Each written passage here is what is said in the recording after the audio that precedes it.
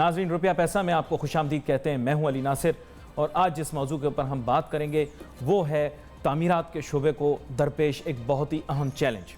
एक ख़बर आई है कि जनाब FBR जो है उसने तमाम मालूमात जो हैं वो तलब कर ली हैं बिल्डरों से उनके कस्टमर्स के मुतालिक, यानी जो लोग उनके यूनिट्स ख़रीद रहे हैं। और ये वजह इस वजह से पेश आई क्योंकि वो चाह रहे हैं कि पूरी जो डिटेल्स हैं उनके पास मौजूद हों।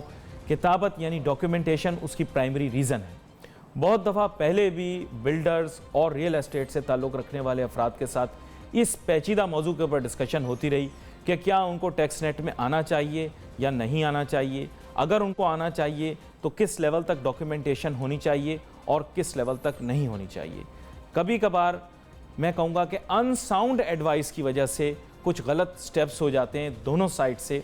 और मेरे ख्याल से यहाँ पर भी एक बड़ा ही पेचीदा मामला, आपको पता है पाकिस्तान के अंदर रियल एस्टेट की फंडिंग जो है मल्टीपल सोर्सेज से आती है और FBR के पास अगर कोई चला जाए या वो रुजू कर ले तो फिर उसके बाद उसको जिस मुश्किलात का सामना करना पड़ता है ये तो आपको पता ही है। मेरे ख्याल से मुझे आपको तफसील बताने की इस सिलसिले में ज़रूरत नहीं है। टैक्स नेट के अंदर जो लोग आ जाते हैं फिर उसके बाद उनके लिए आसानियाँ पैदा करनी चाहिए। FBR को भी चाहिए को नज़रसानी करे, आसानियाँ पैदा करे और कोशिश करे कि अगर इन लोगों ने फ़र्स्ट स्टेप लिया है तो आहिस्ता आहिस्ता इनको डॉक्यूमेंटेशन में इंक्लूड करे। मेरे ख्याल ये थोड़े से परेशान हैं और बौखला भी गए हैं। ज़ाहिर बात है बौखलाहट की वजह भी है, जब आप इतना कुछ डॉक्यूमेंटेशन की सूरत में मांग लेंगे तो फिर ये कहाँ से अरेंज करके देंगे। दूसरे ज़ाविये में बहुत सारे लोग ये भी सोचते हैं कि क्योंकि कंस्ट्रक्शन और रियल एस्टेट की इंडस्ट्री इतना फल फूल रही है उनका टैक्सेस के अंदर शेयर कहीं ज़्यादा होना चाहिए। इस आर्गूमेंट और डिबेट को आगे लेकर चलते हैं। मेरे साथ आज बहुत ही अहम दो मेहमान मौजूद हैं, तारुफ कराता चलूँ। सबसे पहले जनाब नोमान ताबानी साहब जो कि कन्वीनर हैं FBR कमेटी के आबाद के, इनको वेलकम करता हूँ शो में। और हमारे साथ बज़रिया लिंक इस्लामाबाद से ज्वाइन कर रहे हैं जनाब अयाज शौकत साहब जो कि एडवोकेट हैं सुप्रीम कोर्ट के। अयाज साहब आपको भी वेलकम करता हूँ। गुफ्तगू का आगाज़ करते हैं जनाब नोमान ताबानी साहब से। नोमान साहब, बेचैनी और परेशानी तो होगी, बहुत सारे बिल्डर परेशान हैं। आज की तारीख़ में जिस तरह ये बात आ रही है तो लोगों की बेचैनी में इजाफा होता चला जा रहा है। मैं चाहूँगा ज़रा आप अपने तहफ़्फ़ुज़ात के मुतालिक बताएं, आपकी क्या राय है इसके बारे में। जब आप लोगों को ये रिसीव हुई चीज़ तो अब आप इसका क्या रिस्पॉन्स करेंगे? सर, सबसे पहली बात तो ये है कि हमारा जो भी बायर है वो टैक्स नेट के अंदर ऑटोमेटिकली इंक्लूड हो जाता है, क्योंकि जब भी हम एक प्रॉपर्टी बेचते हैं तो वो हवा में तो बेचते नहीं है, उसकी एक बाकायदा रजिस्ट्री होती है। जब वो रजिस्ट्री होती है तो उसके अंदर जितने भी लवाजमात हैं, जितने भी टैक्सेशन हैं, जितनी भी वाइट मनी शो करनी पड़ती है वो बायर शो करता है। 236W, C और K तीनों टैक्सेशन में वो फॉल करता है, वो पे करता है और फिर उसके नाम पे वो यूनिट ट्रांसफ़र होता है। हमारा कहना ये है कि हमारे पास जो इन्वेस्टर है वो डे 1 से तो कंप्लाइंट नहीं होता, उसके बाद डे 1 से तो वाइट मनी नहीं होती। वो 3 साल 4 साल की इंस्टॉलमेंट पे करके और फिर जो ना वो ट्रांसफ़र अपने नाम पे ट्रांसफ़र कराता है प्रॉपर्टी। अगर कोई आदमी कैश पे प्रॉपर्टी ख़रीदता है तो उसको 236 के तीनों टैक्सेस के अंदर उसको जो है ना वो सोर्स ऑफ फंड की छूट दी जाती है। और हम भी ये कह रहे हैं कि जो इंस्टॉलमेंट में ख़रीद रहा है वो भी क्योंकि वो टैक्स पे कर ही रहा है तो उसको भी वो सेम बेनिफिट मिलना चाहिए जो एक रेगुलर कैश बायर को मिलता है, जबकि दोनों की टैक्सेशन भी सेम है। देखिए, ये तो आपने एक पेचीदा मामला बयान किया है। ज़ाहिरी बात है खाली मेरे ख्याल से तहफ़्फ़ुज़ात जो हैं वो एक हद तक नहीं होंगे, ये मज़ीद भी बात बढ़ेगी। कस्टमर्स की डिटेल्स अगर आप प्रोवाइड करेंगे, नुमान साहब मैं आज का नहीं सोच रहा, मैं आपको आगे का भी बता रहा हूँ, कस्टमर घबरा जाएगा, बिल्कुल घबराएंगे, लोग घबरा जाएंगे। फाइनेंशियल प्रिवेसी होती है, आपको पता है बहुत सारे लोग ऐसे हैं जिन्होंने जो आपसे यूनिट तो खरीदेंगे ना रियल एस्टेट का, जब वो आपसे यूनिट खरीदेंगे रियल एस्टेट का तो बात यह है कि they have not signed up to declare themselves on tax. मेरा ऐसा ख्याल है बहुत सारे ऐसे लोग होंगे जो टैक्स के साथ जिन्होंने अपने कोई दस्तावेज जमा नहीं कराए होंगे। अब वो आपसे आके उन्होंने यूनिट खरीद लिया, आपने उनकी डिटेल प्रोवाइड कर दी, वो तो परेशान हो जाएंगे। कल सवाल उनसे भी तो हो सकता है ना कि नहीं। इसमें एक इंस्टॉलमेंट सेल्स एग्रीमेंट का इशू ये है कि आपको अपने वेल्थ रिटर्न में वो शो करना पड़ता है जब वो आपके नाम पे ट्रांसफ़र हो जाती है। तो जब आपके नाम पे ट्रांसफर होती है ना एलोकेशन लेटर स्टेज के ऊपर तो आपको डिक्लेयर करने की जरूरत नहीं होती, मेरा ऐसा ख्याल है। अब FBR जो है वो इस एलोकेशन लेटर को यूज़ करके अगर हमने ये लिस्ट प्रोवाइड कर दी तो हमारा इन्वेस्टर सेंटिमेंट ख़राब हो जाएगा। नहीं, ये बात सही कर रहा हूँ एलोकेशन लेटर वाली कि ये इस स्टेज के ऊपर ये चाहेंगे कि आप डिटेल प्रोवाइड करें। मैं वैसे ही बिल्कुल वो ये चाह रहे हैं कि जो ना वो एलोकेशन लेटर जिसको इशू हो गया है उसकी जो ना वो लिस्ट प्रोवाइड कर दी जाए। जो हमारा बायर है उसने वेल्थ स्टेटमेंट में वो शो नहीं करेगा जब तक वो उसके नाम पे ट्रांसफर नहीं हो बिकॉज जाती। Many time people are just investors, No, वो they will allocation also- letter लेते हैं, घुमा देते हैं फिर आगे, मतलब एक मैं बात कर रहा हूँ, सर बहुत सारे लोग डिफॉल्ट भी कर जाते हैं। पॉसिबिलिटी हमारे है जब जो- तक वो पे अप नहीं कर रहे हमारे तब जो तक। मेजर प्रोजेक्ट्स हैं उसके अंदर आप देखेंगे तो कहीं कहीं डिफॉल्ट रेट 60% भी होता है। वो आखिर में जाके अपना यूनिट छोटा करवा लेते हैं, कोई यूनिट अपना चेंज करवा लेता है, और जो ये एलोकेशन लेटर होता है ये भी फाइनल नहीं होता, इसमें जो ना वो यूनिट नंबर वगैरह चेंज हो सकता है बाद में। तो जब ये यूनिट नंबर वगैरह चेंज हो सकता है तो वो वेल्थ स्टेटमेंट में तो चेंज नहीं करेगा बार बार। तो जब तक उसके नाम पे ट्रांसफ़र नहीं हो जाता वो सारे इनकम टैक्सेस पे नहीं कर देता, जब तक वो अपने वेल्थ स्टेटमेंट में वो शो नहीं करता। तो in the mean time FBR इस इन्फॉर्मेशन का वैसे ही कुछ नहीं कर सकती, तो ये मांग क्यों रही है? जब 236W भर के वो जनाब अपने नाम पे ट्रांसफ़र करा लेगा, जब हमारा प्रोजेक्ट क्लोज होगा उस वक्त हम सारी की सारी सब लीजों की कॉपियाँ उनको प्रोवाइड कर देंगे अब एफबीआर बात ये है को। ना कि उनके जहन में अब ये बात आ गई है कि बेसिकली कस्टमर्स जो हैं वो शो किए जा रहे हैं लेकिन दरअसल वो इन्वेस्टर्स हैं। आई कैंट रियली से, लेकिन मे बी उनके जहन में ये बात हो, लेकिन इसका सोल्यूशन मैं आपको बताऊं यही है कि अगर आप प्लीड करें प्रॉपरली अपने मामले को, मेरे ख्याल आप अभी तक नेसेंट इंडस्ट्री ही हैं, क्योंकि आप लोगों की इंडस्ट्री को मेरे ख्याल पूरे तरीके से कहीं पर भी रिकग्नाइज नहीं किया जाता था। अभी हालिया अदवार के अंदर आप लोगों की कोशिशों की वजह से आप इंडस्ट्री के तौर पर जो है सामने आ रहे हैं, वरना उससे पहले काम बहुत ज़्यादा होता था लेकिन लोग रिकग्नाइज नहीं करते थे। यहाँ पर मैं गुफ्तगू में शामिल करूँगा जनाब अयाज शौकत साहब को। अयाज शौकत साहब, कुछ पेचीदा मामलात को भी इन्होंने डिस्कस किया नौमान तावानी साहब ने, और मेंशन किया कि कानूनी तौर पर कुछ चीज़ें ऐसी हैं जिसकी वजह से शायद बेहतर ना हो कि ये डिस्क्लोज करें। तो do you think this should become a legal argument और do you think it should be settled on the negotiating table? मैं ऐसे ही पूछ रहा हूँ आपसे इस सिलसिले में। बिस्मिल्लाहिर्रहमानिर्रहीम। देखिए, सबसे पहले इसमें जो सबसे इम्पॉर्टेंट चीज़ ये है कि अभी जैसे ताबानी साहब ने जिक्र किया कि कोई भी अगर बंदा या इन्वेस्टर या बायर जब कोई प्रॉपर्टी परचेज़ करता है तो वो अपनी इनकम टैक्स के रिटर्न के साथ जब वेल्थ स्टेटमेंट फ़ाइल करता है तो उसमें वो डिक्लेयर नहीं करता जब तक कि वो उसके नाम पे ट्रांसफ़र ना हो जाए। ये थोड़ी सी मिसकंसेप्शन इस एक्सटेंट तक ज़रूर है कि किसी भी वेल्थ स्टेटमेंट के अंदर उसके पास वो अमाउंट जो होती है वो आइदर इन बैंक और इन कैश, वो दोनों सूरतों में उसके पास पड़ी होती है।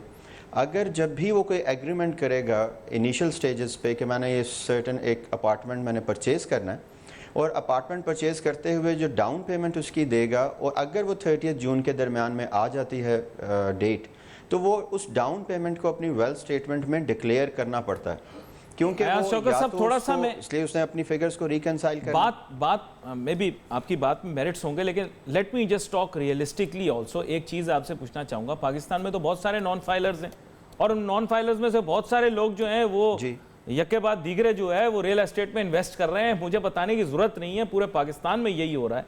और बहुत सारे लोग तो अपनी इनकम को कंसील करने के लिए और अपनी वेल्थ को कंसील करने के लिए भी रियल एस्टेट में पैसा डालते हैं। तो अब वो लोग तो बहुत ज़्यादा घबरा गए होंगे ना ओवरनाइट, उनकी परेशानियों में ज़्यादा इजाफा है।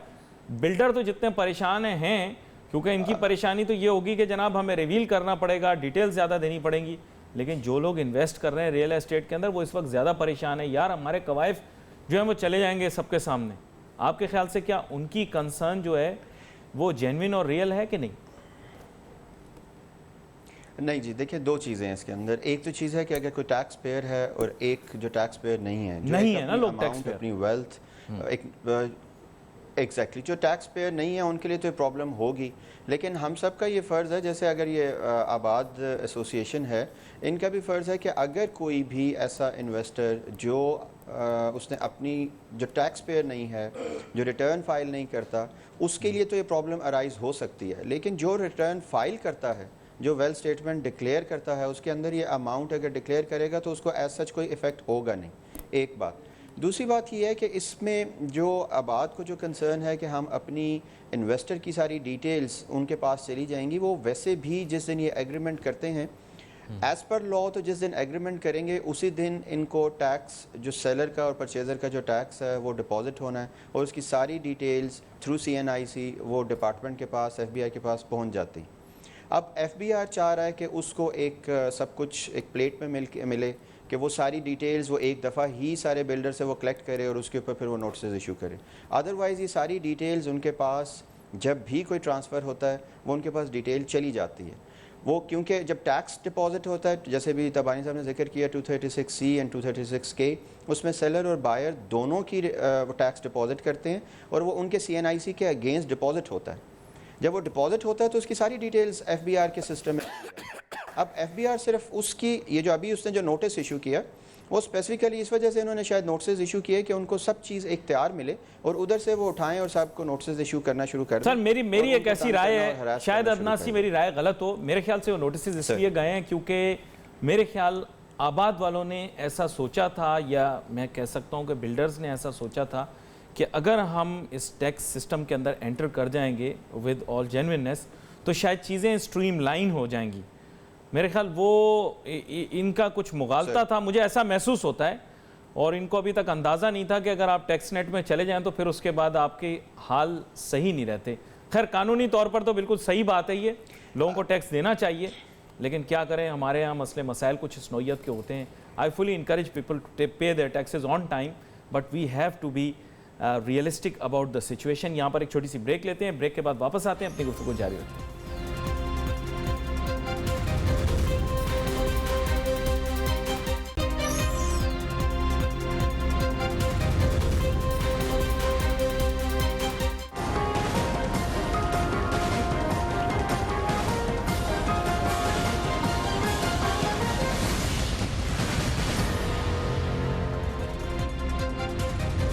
नाज़रीन वेलकम बैक आफ्टर ब्रेक। गुफ्तगू हमारी जारी है, बात कर रहे हैं हम ये तामीराती शोबे को जो ये बड़ी पेचीदा मुश्किल का अब सामना करना पड़ेगा क्योंकि FBR ने इनको नोटिस भेज दिए हैं और पूछा है कि जनाब आप अपने कस्टमर्स की डिटेल दें।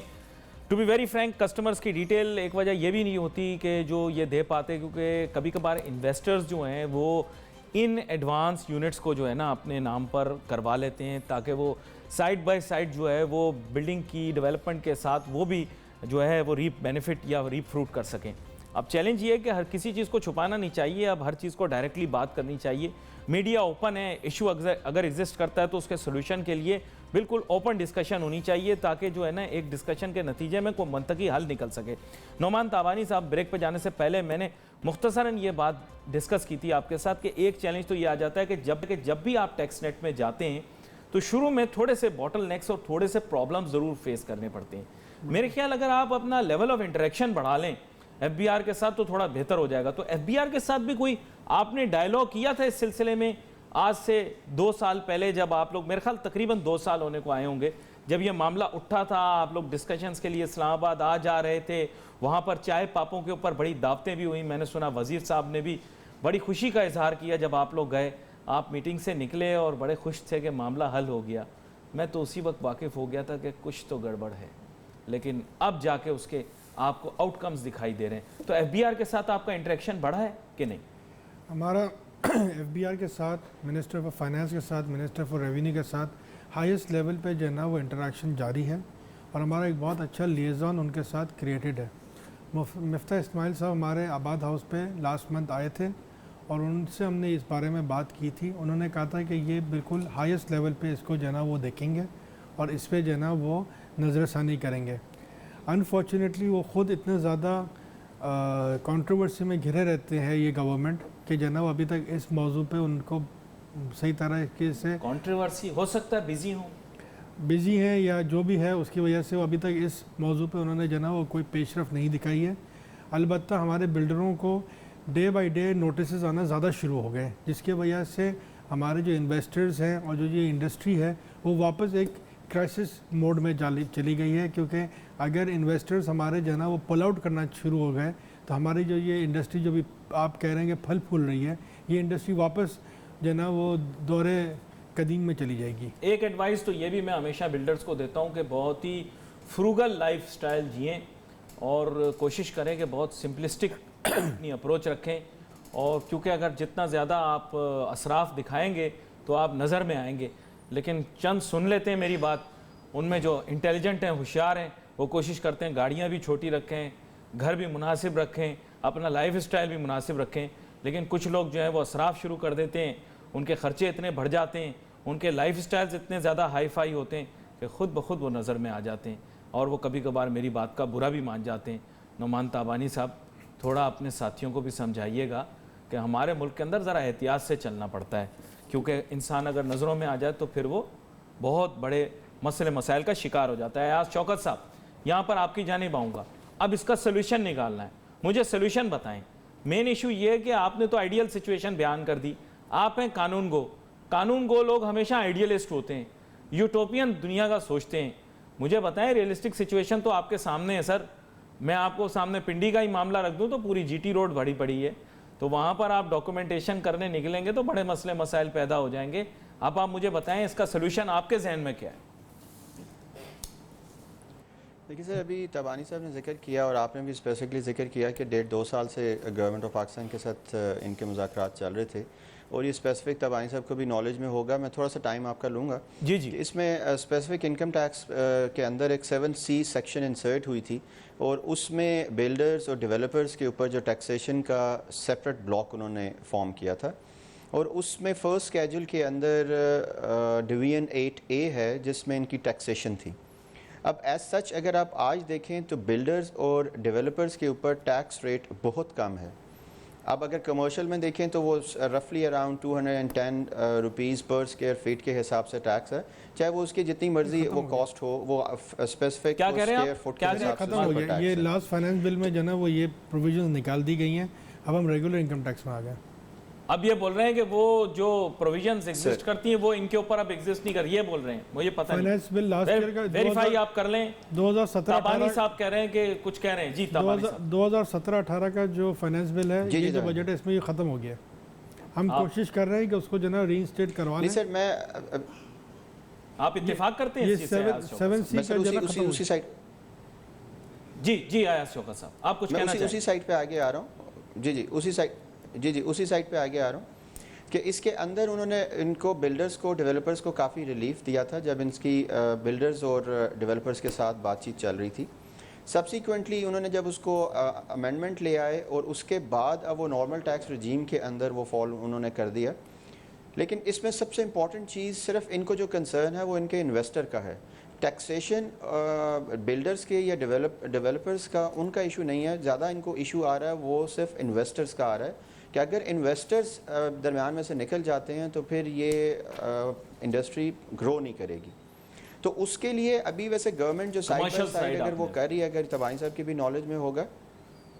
जी मैं सुन रहा हूँ आपकी बात। जी आया साहब अपनी बात को मुकम्मल करें। होगा जैसे सबको जी कि जैसे वो टैक्स एमनेस्टी स्कीम भी आ रही है, उसमें प्रॉपर्टी का भी है, इमूवेबल प्रॉपर्टी का भी है, मूवेबल प्रॉपर्टी का भी है, दोनों से रिलेटेड एक टैक्स एमनेस्टी भी गवर्नमेंट लॉन्च कर रही है। तो उसमें अगर तो एक ईजीएस्ट और लीगल वे आउट तो ये है कि आबाद एसोसिएशन अपने इन्वेस्टर्स को कहे कि आप उस एमनेस्टी से फ़ायदा उठाएं और अपनी अमाउंट्स अगर या कोई प्रॉपर्टी मूवेबल इमूवेबल प्रॉपर्टी उसमें डिक्लेयर करें, और वो रेट भी बहुत कम है। और रफली वो जो अभी सुना जा रहा है वो तकरीबन 3 to 5% का टैक्स उसके ऊपर होगा, अदरवाइज़ तो 35% ऑफ टैक्स है। तो अगर इनके इन्वेस्टर्स उस एमनेस्टी स्कीम से फ़ायदा उठाते हैं तो फिर तो इसका कोई प्रॉब्लम नहीं होगा इनको, आबाद एसोसिएशन का, सब डेवलपर्स को, जितने भी हैं। लेकिन अगर वो एमनेस्टी स्कीम से फ़ायदा नहीं उठाते और इन्वेस्टर्स अगर फिर भी चाहते हैं कि जी हाँ वो 3 to 5% जो टैक्स है वो भी ना दें, तो फिर इसका तो कोई सलूशन नहीं है कि वो कोई अमाउंट टैक्स अमाउंट पे ही ना करना चाहें, इतनी ह्यूज इन्वेस्टमेंट्स करें और उनके जो प्रॉफिट्स अर्न करें उसके ऊपर भी टैक्स पे ना करें। तो ये फिर शायद उनके बिहाफ जनाब शौकत साहब ने जो बात की है इसका जवाब दें तबानी साहब। सर इशू टैक्सेशन का है नहीं। जो हमारा इन्वेस्टर प्रॉपर्टी ख़रीदता है, जब वो प्रॉपर्टी तैयार हो जाती है तो उस प्रॉपर्टी पे जितने टैक्सेस ड्यू होते हैं 236 के अंदर की डिफरेंट सेक्शंस के इशू डॉक्यूमेंटेशन वो सारे की सारी पेमेंट वो करता है, वो डॉक्यूमेंटेड भी हो जाती है प्रॉपर्टी। लेकिन हम ये कह रहे हैं कि जब वो 4 साल तक प्रोजेक्ट तैयार हो रहा है उस वक्त तक उस इन्वेस्टर को आप स्पूक ना करें, क्योंकि आज जब भी कोई आदमी प्रॉपर्टी ख़रीदता है, जब वो अपने नाम पे इंतकाल करवाता है उस वक्त उससे डॉक्यूमेंटेशन की जाती है। आप भी जना वो इस इंडस्ट्री के अंदर जब वो बंदा अपने नाम पे इंतकाल कराएगा प्रॉपर्टी का उसी वक्त करे। अगर कोई ट्रांसफ़र जब कराता है, अब आज जो है वो एक आदमी एक प्रॉपर्टी ख़रीदता है, अली नासिर साहब मुझसे एक प्रॉपर्टी ख़रीदते हैं, वो 6 महीने की पेमेंट में ख़रीदते हैं या 8 महीने की पेमेंट में ख़रीदते हैं। तो जब 8वें महीने में जब वो मुझे पूरी पेमेंट करेंगे और हम अपने नाम पे वो ट्रांसफ़र करेंगे जब वो डॉक्यूमेंटेशन होगी, जब उन्होंने टैक्सेस पे करने हैं और जब उन्होंने शो करना है कि उनका ये पैसा कहाँ से आया और इनका क्या है। इसरार ये मैं बताता चलूं अयाज शौकत साहब, इनका इसरार ये है कि जो जब तक पूरी फाइनल स्टेज के ऊपर हैंडिंग ओवर हो जाए, बाकायदा तौर पर कागज़ों के अंदर ट्रांसफ़र हो जाए, उसके बाद उस शख्स को ओनर समझा जाए, उसके बाद उसकी जो कवायफ और उसकी तफसीलात हैं वो FBR को प्रेजेंट की जाएं। उससे पहले जो है ये कह रहे हैं कि सिचुएशन फ्लूइड होती है, जब ओनरशिप उसको ट्रांसफ़र नहीं हुई, हो सकता है कि बीच में डिफ़ॉल्ट हो जाए, हो सकता है कि वो उस दौरान में ही जो है वो बेयर ना कर सके, मज़ीद और इंस्टॉलमेंट्स वो बेच दे या और कोई सिलसिला बने। ये कह रहे हैं जब तक वो मुकम्मल ना हो तब तक हम कवायफ न दें तो बेहतर है, ये इनका कहना है। ये पूरे पाकिस्तान के अंदर ये लॉ है। मेरा जो ख्याल है समझने का, क्या ख्याल है आपका? जी सर, रियल एस्टेट जो मैंने समझा है मैं बता रहा हूँ। रियल एस्टेट इन्वेस्टर का यही लॉ है पूरे पाकिस्तान में। कोई जो है ना GT रोड पे घर खरीदे तो भी उसका यही लॉ है, कोई जो है फैसलाबाद में घर खरीदे तब भी उसका ये लॉ है। लेकिन सिर्फ आप कह रहे हैं कि जो बंदा कराची में बिल्डर एंड डेवलपर से एक अनफिनिश यूनिट या एक यूनिट में बुकिंग करा रहा है, वो रेगुलर इनकम पे टैक्सेशन भी दे, वो अपनी वेल्थ स्टेटमेंट भी शो करे, लेकिन बाकी पूरे पाकिस्तान का जो इन्वेस्टर है वो जो ना वो 236 और फिर वो 236 के टैक्सेस भी पे करे, लेकिन जो बाकी कोई पूरे पाकिस्तान का इन्वेस्टर है वो सिर्फ 236 की जो प्रोविजंस है उसका बेनिफिट उठाए। तो ये एक मुल्क में दो कानून, कराची के लिए अलग और पूरे पाकिस्तान के लिए अलग नहीं हो सकता। नहीं कराची जी अयाज साहब आप कुछ कह रहे हैं? नहीं कराची और पूरे पाकिस्तान से रिलेटेड लॉज डिफरेंट नहीं है जी, एक ही लॉ है। अब इसमें सिर्फ एक ही पोजीशन है कि कराची के अंदर जो रेलेवेंट जो RTOs हैं या LTU है वो आपको नोटिस इशू कर रहा है और इन्हीं की देखा देखी अभी पूरे पाकिस्तान में नोटिस इशू होने शुरू हो जाएंगे। देखिए अभी जो कंसर्न, क्यों डरा रहे हैं यार शौकत साहब आप? अच्छे खासे लोग सुकून में बैठे हुए हैं, बाकियों को भी डरा रहे हैं।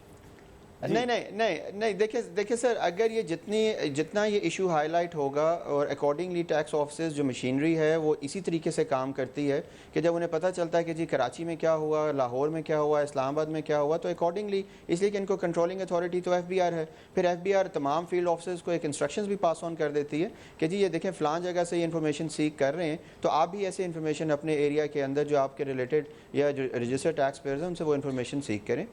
देखिए अभी जो क्वेश्चन ये है, जो तबानी साहब को जो ज़्यादा कंसर्न है वो टैक्सेशन से नहीं है। मैं बार बार ये इंसिस्ट कर रहा हूँ कि उनको टैक्सेशन से नहीं है।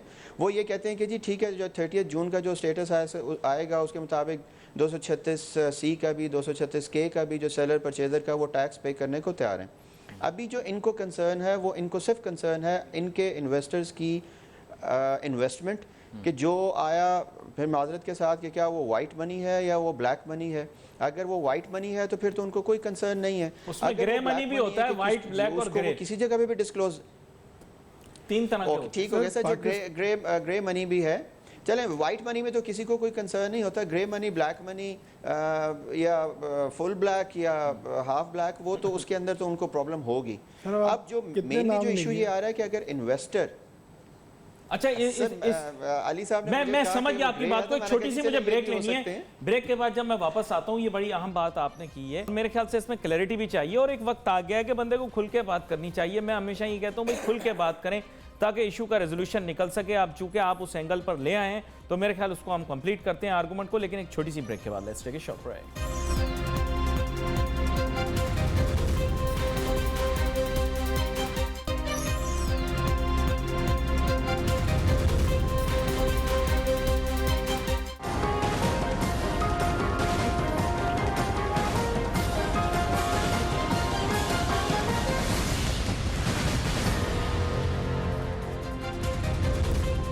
नाज़रीन वेलकम बैक आफ्टर ब्रेक। गुफ्तगू हमारी जारी है, बात कर रहे हैं हम बड़ी अहम तामीराती शोबे को जो दरपेश चैलेंज है, ख़ास तौर पे FBR का। जब से इनको मैं कहूँगा कि परवाना आया है, ये सब इनकी नींदें उड़ गई हैं, परेशान ये हो गए हैं, इनको समझ नहीं आ रहा अभी करना क्या है। और बुनियादी बात यही है कि मैं तो शुरू से ही यही कहता आ रहा था कि टैक्स के मौजू के ऊपर, बहुत ही पेचीदा मौजू के ऊपर थिंक टैंक्स होने चाहिए जो कि कमर्शियल, इंडस्ट्रियल और ट्रेड ऑर्गेनाइजेशंस को सपोर्ट करते रहें, जो उनको बताते रहें कि आपकी अप्रोच क्या होनी चाहिए, आपके तरीक़ाकार क्या होने चाहिए। हमारे यहाँ बहुत पावरफुल ट्रेड और इंडस्ट्रियल बॉडीज़ होती हैं, लेकिन अनफॉर्चुनेटली कभी कभार क्या होता है कि जैसे मैंने पहले कहा कि unsound advice on both sides हो जाती है, जिसकी वजह से कुछ चैलेंजेस और प्रॉब्लम्स अराइज करते हैं।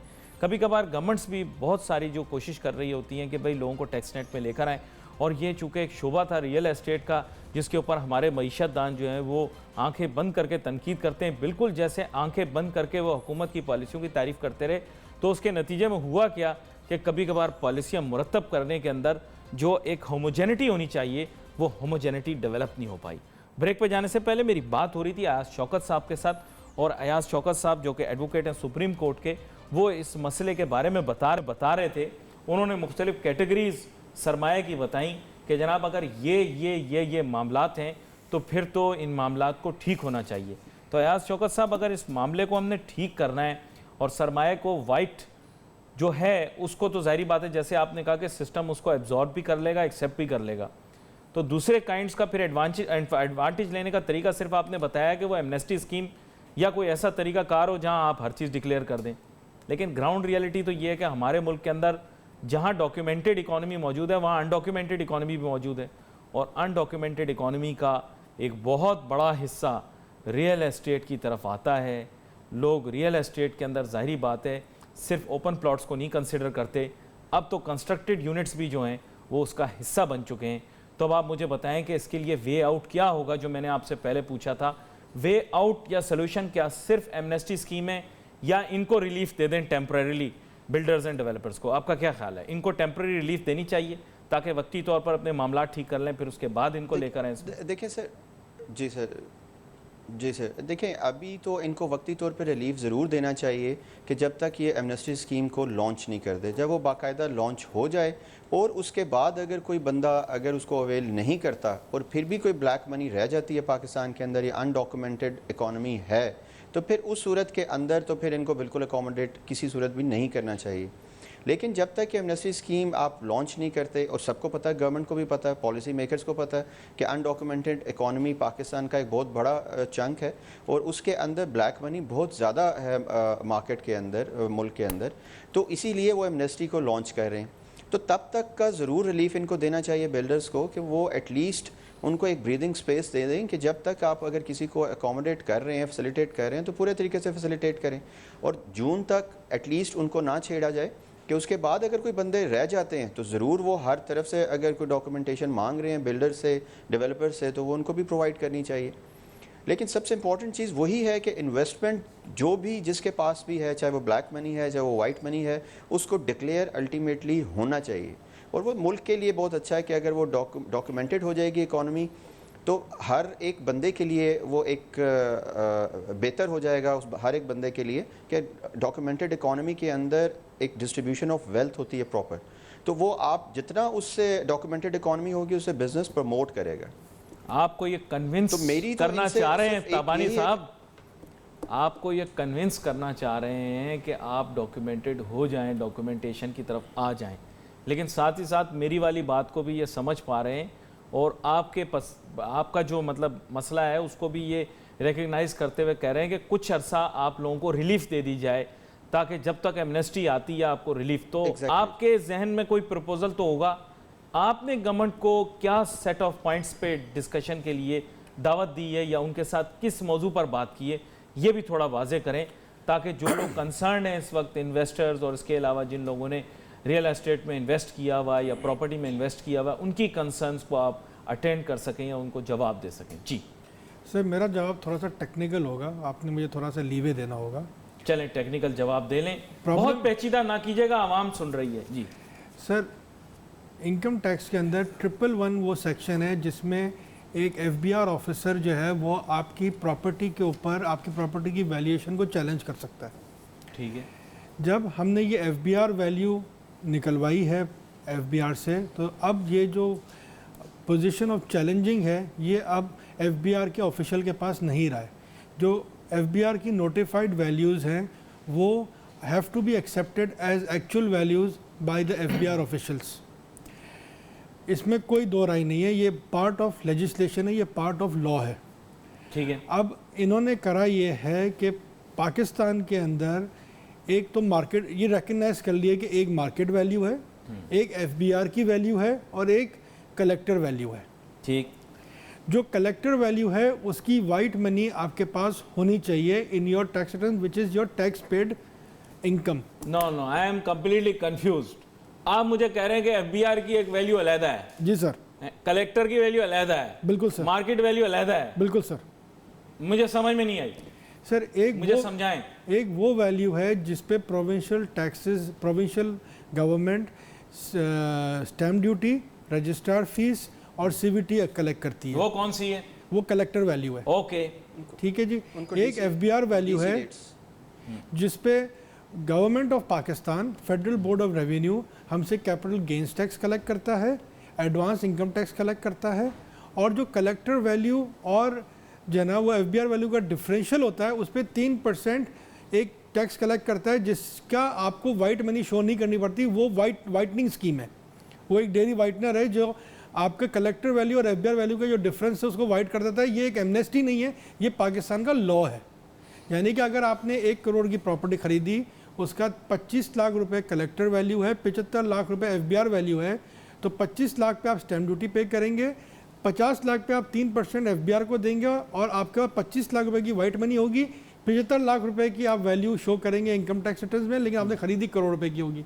ये एक थोड़ा लॉ, डाइजेस्ट करना मेरे लिए मुश्किल हो रहा है नाजरीन की तरह, लेकिन ठीक है, मैं समझ रहा हूँ बात को। ये लॉ पाकिस्तान में बन चुका है, नेशनल असेंबली में डिबेट हो चुका है और नेशनल असेंबली ने ये तीनों वैल्यूज़ को अपने बुक्स के अंदर इंक्लूड कर लिया है। और 75 लाख की जो वैल्यू होगी, जो एफबीआर वैल्यू है, वो नॉन चैलेंजेबल है बाय द एफबीआर ऑफिशियल।